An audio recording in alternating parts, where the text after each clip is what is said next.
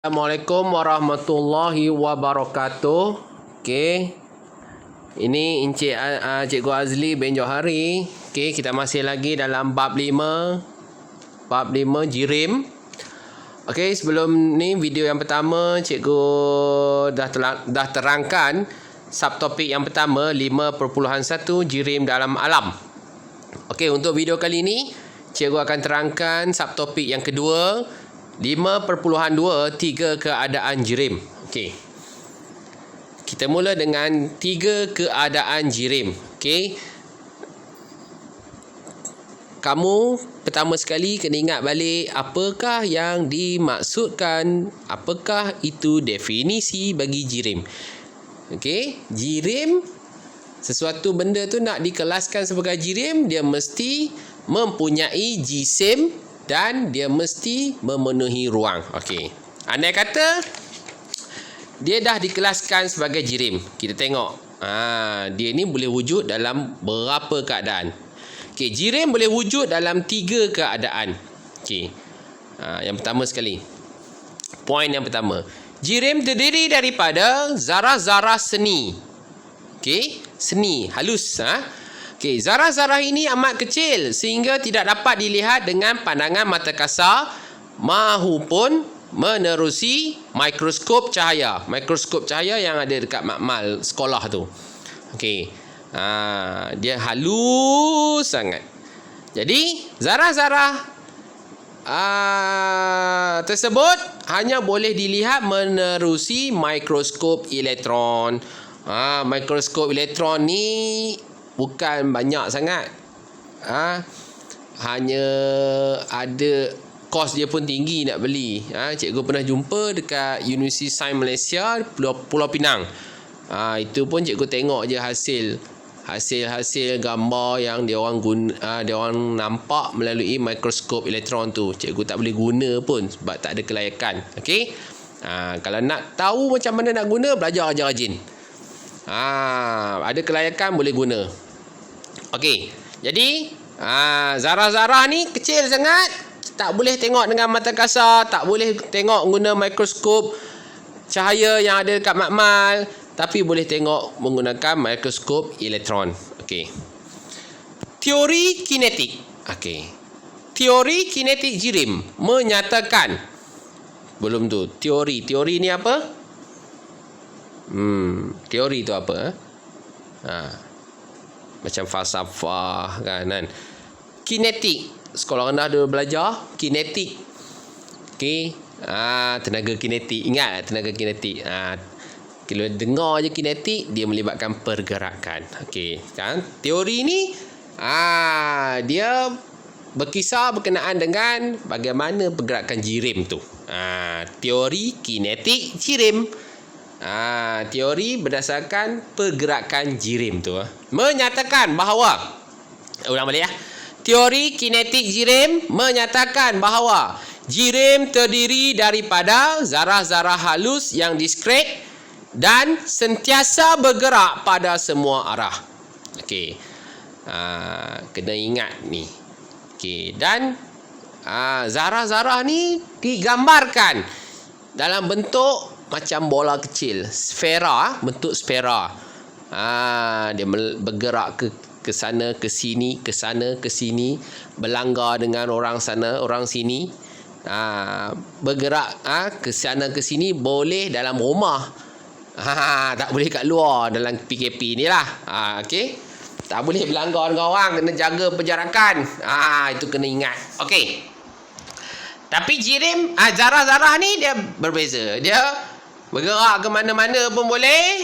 Okey, sentiasa bergerak. Dia sentiasa bergerak dan dia akan melanggar dengan rakan-rakan dia.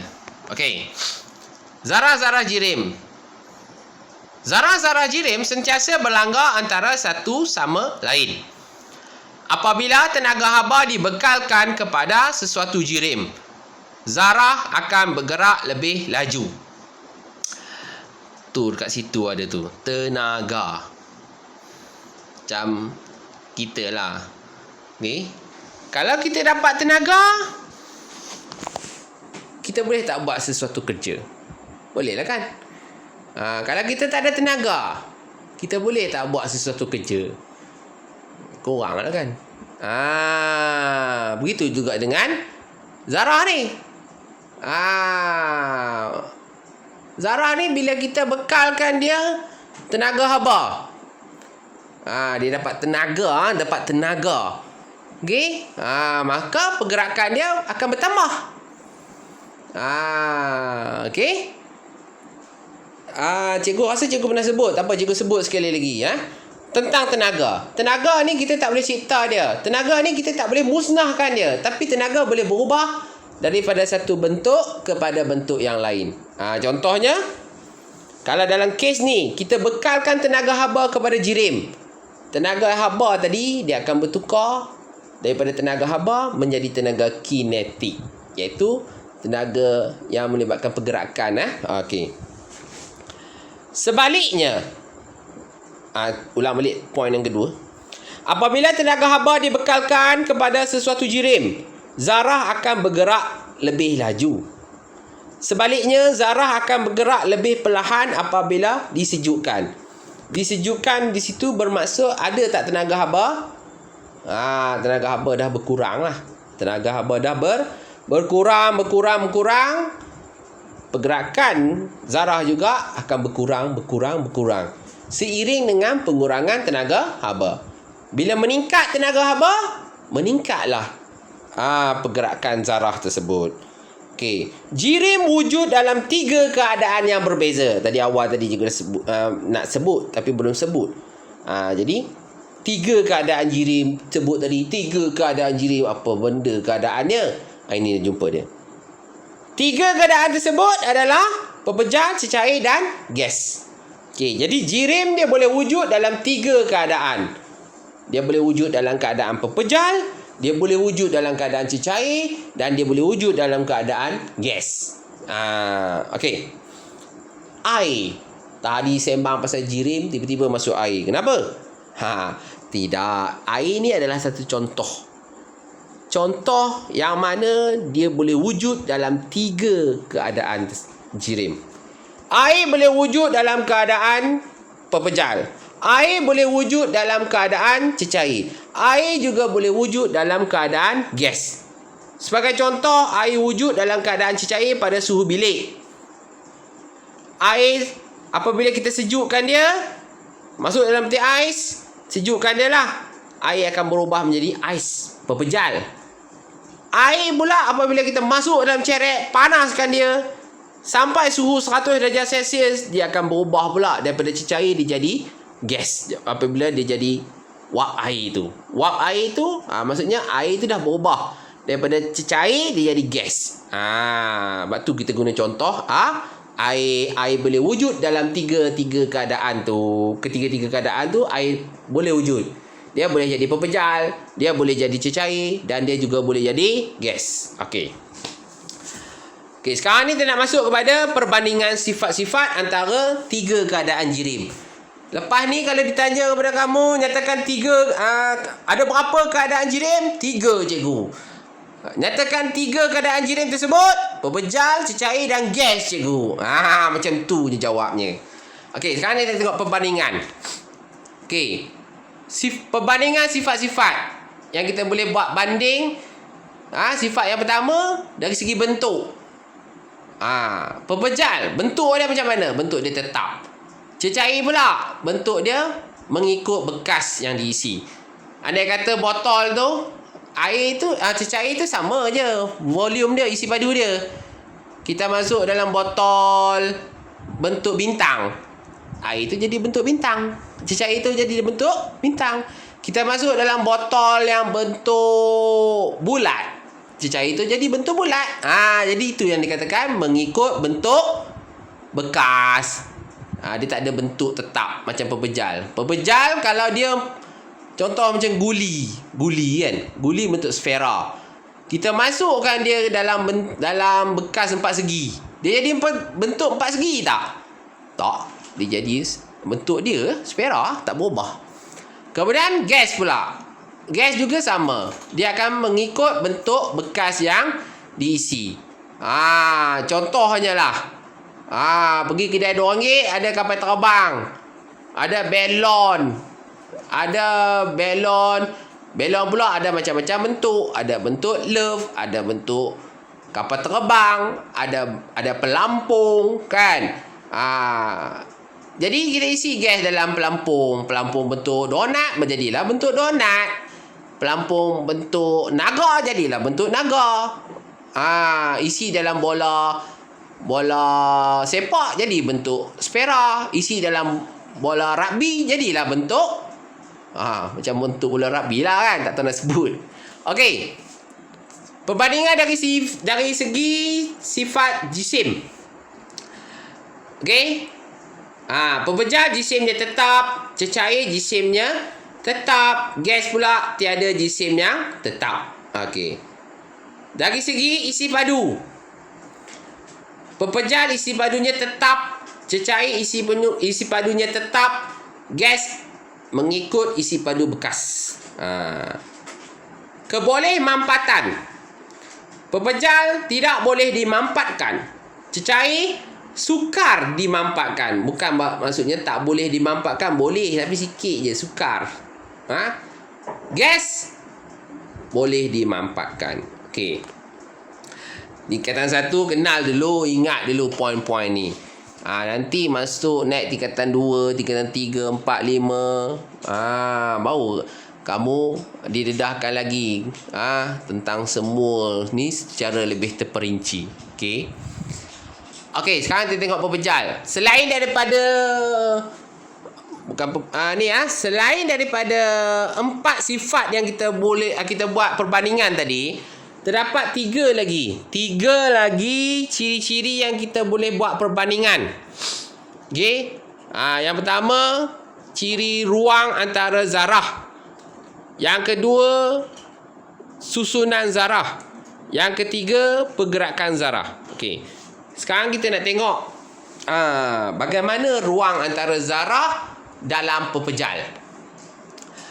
Ruang antara zarah dalam pepejal dia sangat kecil. Sebab zarah-zarah dalam pepejal ni tersusun rapat macam dalam gambar tu. Rapat. Jadi ruang antara zarah dengan zarah yang lain, ruangnya sangat kecil. Sebab zarah tu tersusun rapat.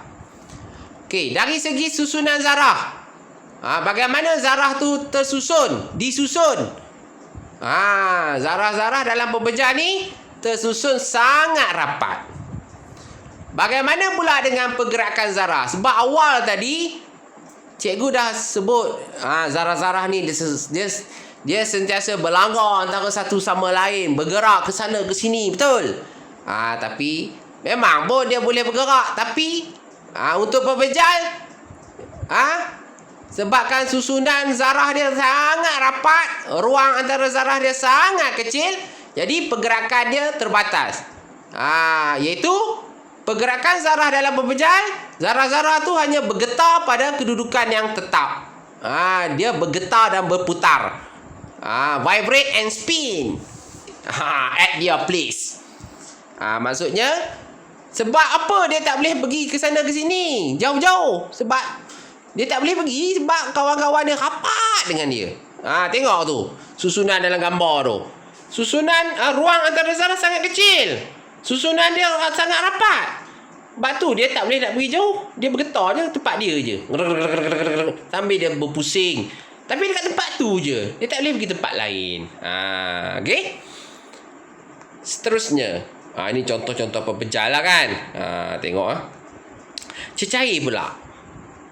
Bagaimana ruang antara zarah dalam cecair? Ruang. Tengok. Daripada satu zarah dengan zarah yang lain, ruang dia sederhana. Kalau pepejal tadi, sangat kecil. Betul tak? Okey. Susunan zarah pula. Dia tersusun rapat. Kalau pepejal tadi, tersusun sangat rapat. Sesusun sangat rapat dengan sesusun rapat berbeza. Okey. Dari segi pergerakan zarah. Zarah-zarah dalam cecair ni, pergerakan dia bebas bergerak, menggelongsor dan berlanggar antara satu sama lain. Sebab apa? Dia tak rapat sangat. Jadi dia ada ruang, dia boleh pergi tapi taklah laju. Sederhana. Tapi masih lagi dia boleh bergerak. Dia tak boleh, dia taklah semestinya dia duduk kat tempat dia. Kalau pepejal tadi dia nak pergi tapi tak boleh sebab rapat sangat. Cecair ni ruang antara zarah dia sederhana. Dia masih ada ruang. Dia boleh menyelit pergi ke tempat lain. Okey. Ni contoh cecair lah. Okey. Bawah tu merkuri tu. Yang atas tu minyak. Okey, gas pula. Ruang antara zarah dalam gas sangat besar. Susunan zarah dalam gas pula. Zarah-zarah dalam gas ni tersusun berjauhan antara satu sama lain. Ruang antara zarah dalam gas, antara satu zarah dengan zarah yang lain, ruang dia amat besar. Kalau cecair tadi, ruang antara zarah dengan zarah dalam cecair sederhana. Kalau ruang antara zarah dalam pepejal, di antara zarah dengan zarah kecil. Okey. Kalau dalam gas ni, ruang antara satu zarah dengan zarah yang lain dalam gas, ruang dia besar. Susunan zarah dia pula, zarah-zarah dalam gas ni tersusun berjauhan antara satu sama lain. Bagaimana pula dengan pergerakan zarah dalam gas? Zarah-zarah dalam gas bebas bergerak secara rawak, berlanggar antara satu sama lain. Kalau kita buat analogi dari segi PKP ni, gas ni waktu dulu. Fasa gas, keadaan gas ni waktu dulu kita bebas nak pergi ke mana-mana pun kita boleh buat. Nak main bola, berlanggar, nak duduk rapat-rapat, makan kenduri ke apa ke, semua boleh. Tu. Waktu contoh kalau cecair ni dia masih boleh, dia boleh bergerak tapi tak boleh ramai. Tak boleh terlampau drastik. Tu umpama PKP pemulihan, dah boleh gerak 2 orang. Kalau pepejal tu, stay at your own place. Duduk rumah, kita jaga kita. Itu macam sekarang lah PKP ni. Tak boleh pergi mana-mana, duduk rumah aja. Tak boleh nak bergeluar ramai-ramai. Itu analogi lah.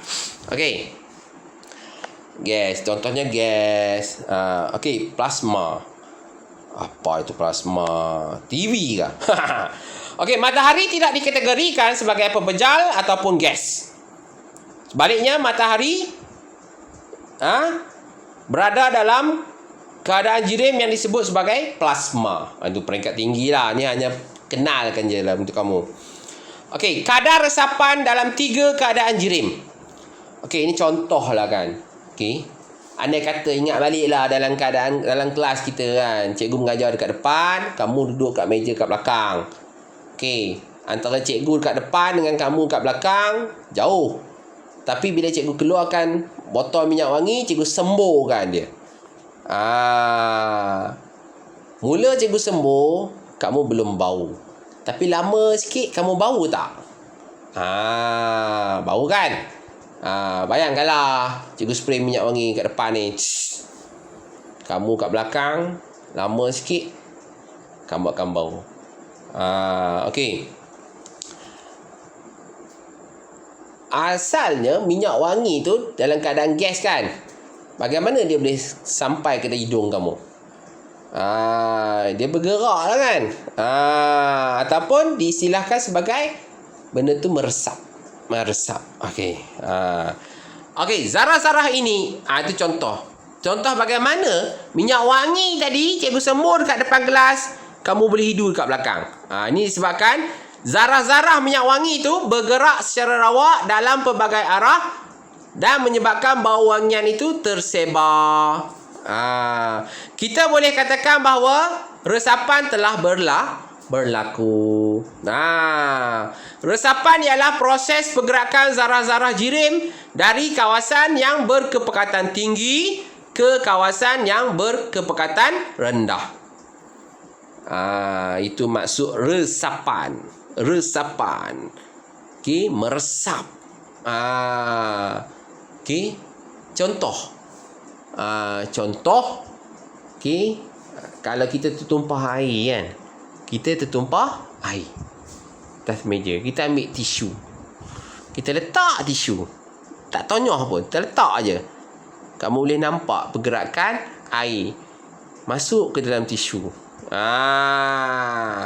Okey, itulah meresap. Meresap. Okey. Penting ingat masuk meresap ni, masuk resapan ni, proses pergerakan zarah-zarah jirim dari kawasan yang berkepekatan tinggi ke kawasan yang berkepekatan rendah. Contoh, kalau cikgu kentut dekat depan kelas, kamu duduk kat belakang kelas, bau kentut cikgu tu pergi ke arah kamu ke tak? Pergi. Jadi dekat cikgu dengan dekat kamu, yang mana bau kentut tu lebih kuat? Mestilah dekat cikgu. Jadi bagaimana? Nampak tak? Dekat cikgu ni kawasan yang berkepekatan tinggi, dia akan bergerak ke kawasan yang berkepekatan rendah. Dia pergi ke arah kamu. Okey. Ini contoh. Contoh dalam buku teks pun ada. Okey, dalam contoh ni, okey, cikgu bagi penerangan. Kamu boleh baca dalam buku teks. Okey. Dalam pepejal. Okey, dalam pepejal ni, bahan yang digunakan untuk mewakili pepejal adalah agar-agar jeli tu kan. Agar-agar yang tak berwarna, yang tidak berwarna. Okey, dari selepas kan. Okey, agar-agar tu masuk dalam tabung uji. Okey, agar-agar tu tak berwarna. Kemudian dimasukkan ke dalam, kat bawah dia tu, hablokuprom 2 sulfat. Hablokuprom 2 sulfat ni dia berwarna biru. Okey. Jadi selepas itu, hasil pemerhatian ialah keseluruhan agar-agar menjadi warna biru. Okey, penerangan tentang dalam pepejal ni. Agar-agar bertukar menjadi warna biru selepas beberapa hari. Kadar resapan zarah dalam pepejal adalah rendah. Okey, kita tengok cecair pula. Cecair. Jadi kita letak air dalam tabung uji. Okey. Juga dimasukkan hablokuprom 2 sulfat yang berwarna biru. Selepas itu, air akan bertukar menjadi warna biru keseluruhannya. Okey, air bertukar menjadi warna biru selepas 2 jam. Kadar resapan zarah dalam cecair lebih tinggi berbanding dengan pepejal. Okey, dalam gas pula. Dalam gas dia tak pakai lagi dah kuprom 2 sulfat ni. Sebaliknya dia pakai gas bromin. Okey. Dia ada dua balang gas. Dua balang gas. Okey, mulut dua-dua balang gas tu ditemukan, namun ditutup dengan penutup balang gas. Okey. Sebelum tu, maksudnya yang balang gas yang ke atas tu belum ada lagi warna sebab tak ada gas bromin. Apabila penutup balang gas tu ditarik dengan cepat, maka terbukalah ruang di antara balang gas atas dengan balang gas bawah yang berisi gas bromin. Jadi selepas tu, pemerhatian yang dapat diperhatikan ialah kedua-dua balang gas dipenuhi oleh gas bromin. Okey. Gas bromin memenuhi kedua-dua balang gas selepas 15 minit penutup balang gas tu ditarik. 15 minit. Jadi, kadar resapan zarah dalam gas adalah paling tinggi. Jadi, daripada tiga-tiga aktiviti ni, kadar resapan zarah yang paling tinggi adalah dalam gas. Sederhana adalah dalam cecair. Yang paling perlahan ataupun yang paling rendah kadar resapan tu adalah dalam pepejal. Buktinya, tengok pada masa tu. Dalam pepejal, warna biru tu, agar-agar tu nak bertukar jadi warna biru keseluruhannya mengambil masa selama beberapa hari. Dalam cecair, air tu bertukar menjadi warna biru selepas 2 jam. Dalam gas pula, kedua-dua balang gas tu dipenuhi oleh gas bromin selepas 15 minit. Di situ nampak dah yang mana kadar resapan yang lebih tinggi dalam gas sederhana dalam cecair, yang rendah dalam pepejal. Okey, boleh faham? Okey. Perubahan keadaan jirim disebabkan oleh penyerapan dan pembebasan haba berdasarkan teori kinetik. Okey. Perubahan keadaan jirim berubah. Ingat lagi. Ingat balik. Keadaan jirim ada 3. Pepejal, cecair dan gas. Ni kita nak bincang berubah daripada pepejal jadi gas. Pepejal jadi cecair. Cecair jadi gas. Cecair jadi pepejal. Gas jadi cecair. Gas jadi pepejal. Itu dia. Perubahan dia. Disebabkan oleh apa? Penyerapan haba dan juga pembebasan haba. Okey, terdapat banyak bahan yang mengalami perubahan keadaan jirim dalam kehidupan harian kita disebabkan oleh penyerapan dan pembebasan haba. Pemanasan atau penyejukan menyebabkan sesuatu jirim mengalami perubahan keadaan. Contohnya, apabila sesuatu cecair itu disejukkan, cecair itu akan membebaskan haba. Jadi, apabila sesuatu cecair itu disejukkan, cecair itu akan membebaskan haba yang ada dekat dalam dia ke persekitaran. Okey, zarah-zarah kehilangan tenaga kinetik. Apabila dia tak ada tenaga haba, tenaga kinetik juga berkurang dan dia akan bergerak lebih perlahan. Zarah-zarah menarik antara satu sama yang lain dan akan bertukar menjadi pepejal. Cecair itu dikatakan mengalami proses pembekuan. Apabila kita letak air dalam peti ais, kita menyejukkan dia. Jadi, keadaan sebenarnya ialah haba dalam cecair itu akan dibebaskan ke persekitaran. Sebab haba dia akan bergerak daripada kawasan yang bersuhu tinggi kepada kawasan yang bersuhu rendah. Apabila kita isi air dalam bekas, kita masuk dalam peti ais. Permulaan kita masukkan air dalam peti ais, suhu dalam air lebih tinggi daripada suhu dekat dalam peti ais tu. Jadi, haba akan keluar daripada cecair tu. Ingat? Pergerakan haba adalah dari kawasan yang bersuhu tinggi kepada kawasan yang bersuhu rendah. Okey.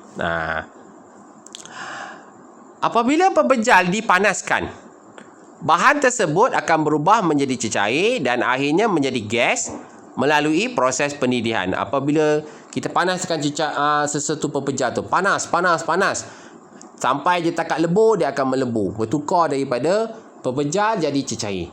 Panaskan lagi, panas sampai takat didih, dia akan bertukar daripada cecair menjadi gas.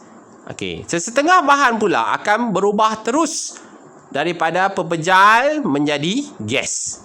Proses ini disebut sebagai pemenjaluapan. Secara logiknya dia daripada pepejal dia jadi cecair dulu, lepas tu baru dia jadi gas. Tapi ada setengah bahan daripada pepejal direct, dia tak lalu cecair, dia jadi gas terus.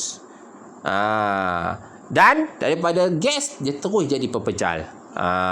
Dia skip keadaan cecair. Dan proses perubahan direct daripada pepejal menjadi gas ni dikenali sebagai pemenjaluapan.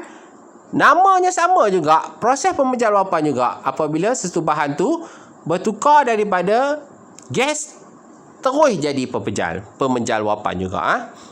Okey, semasa proses pemenjaluapan, tenaga kinetik zarah-zarah bertambah apabila zarah menyerap haba sehingga boleh bertukar secara langsung daripada pepejal menjadi gas. Okey, ini dia contohnya. Apabila yang atas dipanaskan, apabila kita panaskan sesuatu bahan, haba tu akan dapat dekat zarah yang kat dalam bahan dalam benda tu. Jadi pergerakan zarah tu semakin lama semakin tenaga kinetik dia semakin bertambah. Okey, apabila disejukkan, nampak tu, daripada gas dia jadi cecair, daripada cecair dia jadi pepejal. Okey. Ni ada dalam buku teks. Okey. Apa tu? 3 keadaan jirim, pepejal, gas dan cecair. Okey, nanti cikgu akan terangkan secara terperinci, okey, berkenaan dengan proses-proses yang ada kat dalam buku teks ni. Okey, sekian saja untuk video kali ini. Assalamualaikum warahmatullahi wabarakatuh.